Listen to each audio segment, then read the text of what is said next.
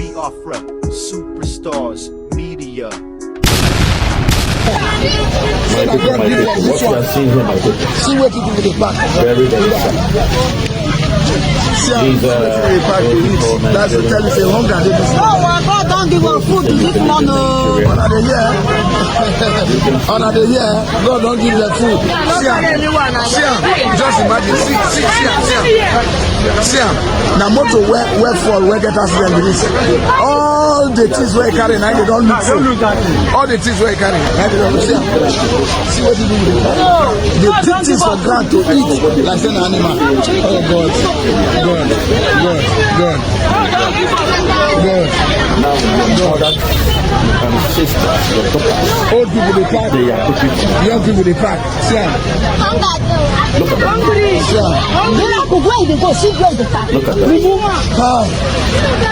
that. This is the height of it. This is not the height of it.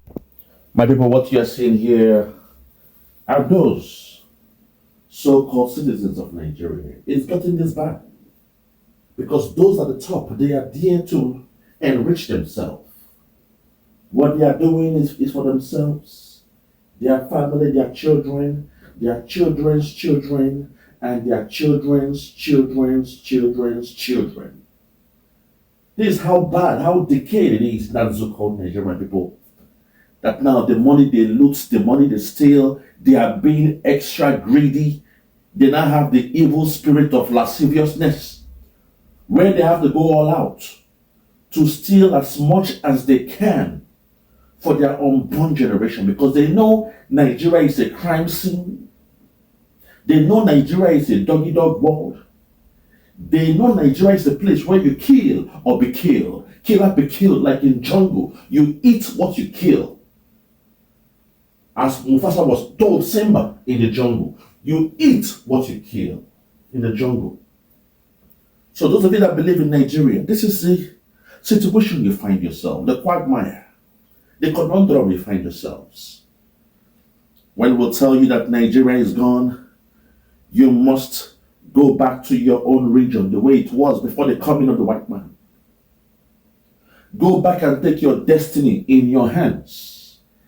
Go back to the region. Don't allow Britain to control you, to make you. Britain play the role of God when he said, let us make you a nation. Not even a nation, they made you a country. My people, what you are seeing here are your mothers, your aunties, your in-laws, your relatives, scavenging from the ground. That a lorry fell to the ground, and from it, jollof rice and the rest of things. See the way they are picking jollof rice and fried meat. Somebody was going probably for a marriage festival or something, and the food they cooked fell to the ground. Oh my God. They have turned our people to beggars. I was the one that just came with the mantra, Almajiri culture. Some of you thought I was joking. You said I was lying. When I said the plan of the caliphate is to introduce the Almajiri culture into Nigeria. That's the only way they can control you. They must bring in hunger. Hunger will humble you. Hunger will make you be submissive. In the Bible, it says, slave, obey your master. Hunger will make you become a good slave. You will lose your sense of pride. You will lose your sense of belonging. Oh my God. You will look up to your politicians and you will make them gods. You will serve them like gods. You will worship them even when they are stealing from the purse, what they call the national cake, the treasury of the land, even though they are looting. You will still worship them, bow to them, worship their children, see them as being special more than you. The thing called the rule of law will be alien at a time like that. My people, This is the quagmire that these guys find themselves. That Nigeria has decayed to this level. Very, very sad, my people. Very, very sad. I never believed there will be a time when Nigerians, those that believe they are Nigerians, will stoop this low to be begging from the ground. They steal rice. You know what they are picking? There will be stones in it already. People have trampled on them, they've stepped on it, but they are still picking because they have nothing left. Those that claim that Nigerians, that they are the best in Africa. You say Nigeria, we don't carry last. No. That we are the darling of Africa. That when Nigerians go to Europe, abroad, everywhere, we are respected. We speak with our chest held up high. No. That's a lie. It is merely the Biafrans that do such. And even though the so-called Nigerian framework, they love to, gain from our swagger when we are abroad. But when we are back home, they hate us, the Biafrans, with a passion. And look at them now. We've shown them the way that this is not the way to go. Wash your hands off these things. Wash your hands off Nigeria. Nigeria is gone. Nigeria is gone as a country. There should be nothing called Nigeria. Since 2014, but some of you say no. You believe in Nigeria. God bless Nigeria. Nigeria go better. Rufa Yoseni, you say you believe in Nigeria. Rufa Yoseni, you say all the time that you believe in Nigeria. No. What you believe in is your job as a journalist. I'll give it to you. You are a seasoned journalist. They love you in Nigeria. They gave you the crown as the best journalist in Nigeria. So what you love is your job. Because your job is yet to be affected. Your job are one of those kind of jobs. Those sectors that gain when a country is going through a spiral, a downward spiral like Nigeria. When a country is like a movie, when the country turns to a banana republic, when the country turns to a jungle, it is the media that gains from it because they now have more content to report every day. Every day is a breaking news. When you go to Europe, to countries like Sweden, Finland, Denmark, their news is boring. Do you know why? Because there's nothing else to report. What they report are little kids insulting their parents, giving jobs to little kids that insult their parents. Nothing else to report. So those in the media, their journalists are not being respected the way you all glorify your city. So when he says he loves Nigeria, no, what he loves is his job. Because right now, our brother is enjoying in Saudi Arabia. He's having a good time in Saudi Arabia. Sent to Saudi Arabia by Arise News. Good for him. I clap for him. He's having the best of time. They can send him to Germany. They can send him to England, to France, to Switzerland, to America for a program, a seminar, a course. So when he says he loves Nigeria, no, what he loves is the job he's doing. But those in the real sector, those who are into buying and selling, those who are into importation and exportation, they are the ones crying every day. Because their naira is now in the toilets. The naira is in the gutters. The naira is not stable. It's going down, down, down. Those ones, they cry. The teachers, they cry. Those in the civil service that are being paid 70,000 naira a month. Less than $80 a month. They are the ones feeling the brunch. Those graduates from university that have no job. Those that lost their job and they had to go back to their parents' home. Not only that, they took their wife and their children back to their parents' home because they have lost their job. Those in the real sector, they are feeling the pain, the brunt of that thing called Nigeria. But those in the media, oh my God, it's a blockbuster. Nigeria is now a blockbuster. They love it. They are enjoying it. You wake up in the morning, your phone is buzzing. You turn up your computer. Twitter is buzzing. Facebook, Instagram.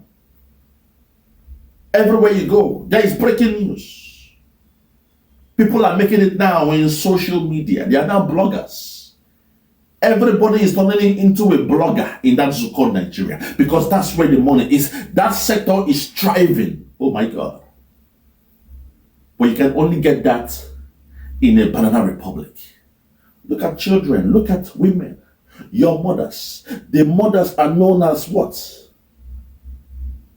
They civilized the whole world. The first to civilize the world are the mothers because they learned how to go into the farms, into the forest to pluck those herbs, get those tubers, those roots, cook them, understand chemistry, how to cook this stuff and make it to become food. They were able to domesticate some animals during those days and turn them into pets. When the husband is going out to hunt to gather the food, the wife is at home preparing the food, making a house to become a home for herself, her husband, her children. But today, look at the mothers of that so-called Nigeria, picking from the ground rice that fell from a truck, from a lorry. They are scavenging. They have turned to beggars in their own country. Almajiri culture has come to stay. Almajiri culture. That was how the Fulani were able to conquer the Hausa. I never knew that in my own time I will see it happening across the whole section of Nigeria. Almajiri culture has come. Lord have mercy. Almajiri culture is waxing strong. That is the way they were used to take over Nigeria. And they've done it. The thing called Nigeria today, you shall know no more. This is why we, the Biafrans, we are living. We have seen the ship called Nigeria is riddled with so many holes. It is sinking to the ground, and we are saying we are done with Nigeria. We want out of Nigeria. If not, we shall sink with that ship. When the politicians were out there drilling holes in the ship in order to steal their loot, unknown to them, the more holes they drill, the more the probability of the ship sinking. But they were greedy. They were stealing the money, looting the money, stealing the gold. And today that ship called Nigeria is now sinking to the ground. And we, the Biafrans, we are saying we are living, but the others, because of tribalism, nepotism, red tapeism means red tapes. Everywhere you are going, they put the red tape. Do not cross. This job is not for you. We won't give it to you. Omo Igbo. The Igbos must not be president in that zoo. So they say, they said it. They said it now. Those coming to solve the problem, you know the Biafrans, when it comes to business, importation, exportation, buying and selling, we are number one. We are the kings of that business in Africa. A businessman can always manage a business. A real businessman. Not those who go and steal money. Not those who are not known for doing business. Suddenly they become a billionaire. Not those who say they pay fuel subsidy, but they steal and loot from the people. Not those. A real businessman can run the economy. But they said no, they won't trust the Igbo man. They said the Igbos, our plan, our intention was to control and dominate Nigeria. But today, when you look now, the other tribes are the one doing the exact thing that they blame the Biafra man for. they blamed us on something that they are doing now. So deep inside, that was their intention. As was said, that from the abundance of the heart, the mouth speaketh. From the abundance of the heart, the mouth speaketh. In most cases, your enemies, those things that they are not seeing deep in their mind, they will turn around and blame you. They will say, blame the Igbos, that these are the plans of the Igbos. Amadu Bello and the rest of them, you saw the video where he was insulting the Igbo man. Saying, oh, what you want to do is to take leadership. As if it's a curse. It's a taboo that's in a company, in a civil service. As if it's a taboo for you to strive to get to the top. No! When it comes to the Biafra man, it's a taboo for you to be in a company and through hard work to become one of the senior management teams. No. They want you to remain at the bottom. They say, no, the Igbo man, all he wants to do is rise to the top. You put him in a warehouse, the next thing, he wants to become the supervisor. I mean, that's something we do here in the Western world. Everywhere I found myself, I am working, doing more courses to make sure I get to the top. My managers, they become my mentor. I go to them and say, please, I want you to be my mentor. How can I get to your position? And they will love you for that. They will support you. They will mentor you. They will send you to some training. They will give you some jobs to try your hands out to gain the experience. It is done in the Western world. But no. In that way, they say blame the Igbos. The Igbos are the problem. But today, those that said you should blame the Igbos, look at their mothers, their sisters, their wives, their daughters, picking from the ground. Eating from the ground. They have turned to the beggars. They are now worse than pigs. Because at least a pig is constrained to that farm. So they can't really move out there into the forest to eat the food that they prefer. They are constrained. But in this case, you are seeing people, human beings, eating from the ground. This is what the Tinubu government has done to Nigerians. This is what the Buhari government has done to Nigerians. This is what the Fulani cabal has done to Nigerians. And when we say we want out, we the learned ones, when we say we want out, people like Kurufa Yosef will say, no, he loved Nigeria. Nigeria go better. God bless Nigeria. He loved the military. He loved the police. He loved Nigeria given to them by their slave master. What is it you love about the zoo called Nigeria in the name of God? What did you love about the thing called Nigeria? What has Nigeria done for you that you love it so much? A name given to you by your slave master, your oppressor, someone that came to colonize you. Oyibo came to Africa to colonize you. They called you the nigger area and you say you love them. You disgust me, man. You guys, you are animals. You are less than humans. You are animals. You call this a country where women are now picking from the ground. You call it a country. Our mothers that are picking from the ground. No more dignity, no more pride, because poverty has given them a sucker punch. Poverty has held them in the jugular. And you know, for the pride of a mother, her pride is to provide for her children. No matter what she's going through, she must provide for her children. Even when they are hungry, even when there is no food, she will give her own food to her children. Even when she has less, she gives all what she's got, because that's the role of a mother. The primary role of a mother is to provide for the children, the family, the household. But today, look at your mothers picking from the ground, begging. They've turned to beggars. They have no options. They have nothing else to hold on to than to pick food from the ground. One man's loss is now their gain. The owner of the food that fell from the truck, she is crying for the millions she has lost. But to them, they are thanking God that God has given them their daily bread. God has blessed them. That a truck fell down. It is now a blessing for these people. As the saying goes, a beggar has no choice. A beggar has no choice. Very, very sad. My people, I'll end it here. Very, very sad. For those that have ears, let them hear. For those that have ears, let them hear.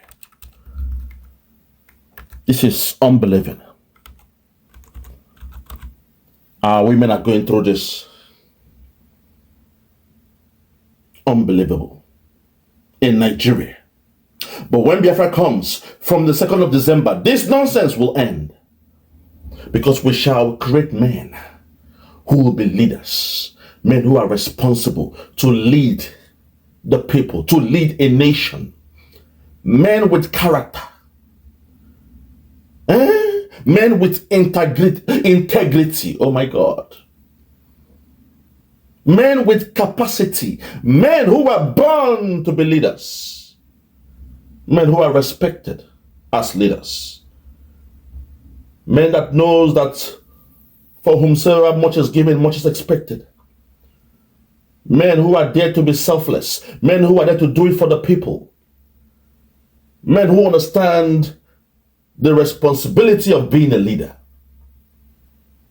Men who see it as a job to make sure everyone in their community is being treated with dignity. Men who has character, men who has conscience, men who are charismatic, men who know their onion, men of honor. Those are the men that will come out, the men and women that will step up, step forth to rule in Biafra. My Prime Minister Simon Ekpa, please, when Biafra comes, we don't want this nonsense to ever repeat itself in the land of Biafra. Because when you have bad men and women, when you have bad politicians, it will lead to bad government and bad governance, bad policies that leads to bad economy. The welfare will be gone and there will be a hardship in the land. Poverty is a recipe for bad governance. My Prime Minister Simon Ekpa, when Biafra comes, we shall not tolerate this nonsense. Please, I've called upon you today and I am pleading with you. We don't want to see our mothers and children beg this way like beggars. Almajiri culture has come to stay. Now they feed them rice. Whatever you complain about, they give you rice. Rice that was a basic staple of food is now what they give to them. Plain rice. No pepper, no oil, no crayfish, no chicken, no meat. Just plain rice to boil and eat that way. That's the meal for a pauper, a meal for a slave. As the saying goes, the slave has no choice. That's the meal for slaves. Those who have been conquered, you eat the crumbs from the table of the kings. My Prime Minister, when Biafra comes, I want to implore you to make sure something like this will never be tolerated. We must come out with those policies that will turn things around, please, Simon Ekpa. If not, why do we need Biafra? If we'll have a country that does this to the people, then why do we need Biafra in the first place? We need Biafra because we want to turn away from the evil ways of Nigeria, the corrupt practices of their politicians, the tribalism and the rest of them happening in Nigeria. We are moving away from that. Hence, we want to rebirth the nation called Biafra. A place where there is equality and the rule of law. No bigger I, no smaller you. No big man and no small man. No great man, no gate man. No chairman, no gate man. Everybody is equal under the law. My Prime Minister, that's what I'm asking for. That's all I'm asking for. Please, have that in your heart while we go towards the pursuit of Biafra from the 2nd of December. Thank you, my PM. And may God continue to guide, protect, and bless you. From me, from here, for now, I want to say good morning, good afternoon, good evening, and good night. I remain yours truly, Biafra, Superstars Media. God bless you.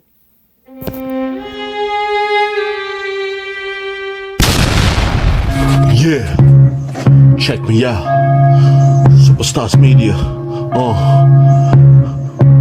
Lord Logan, Bloomington, Lord Logan, and it's Wild Flora Show. 1914 amalgamation is what we dying for. 3 nations to 1 nation, ever since annihilation. Nepotism is nonsense. You and you, clap your hands. Biafra gonna come, clap your hands. Biafra, Ojukwu, we're free now. Freedom is gonna come, we're free now. Yeah.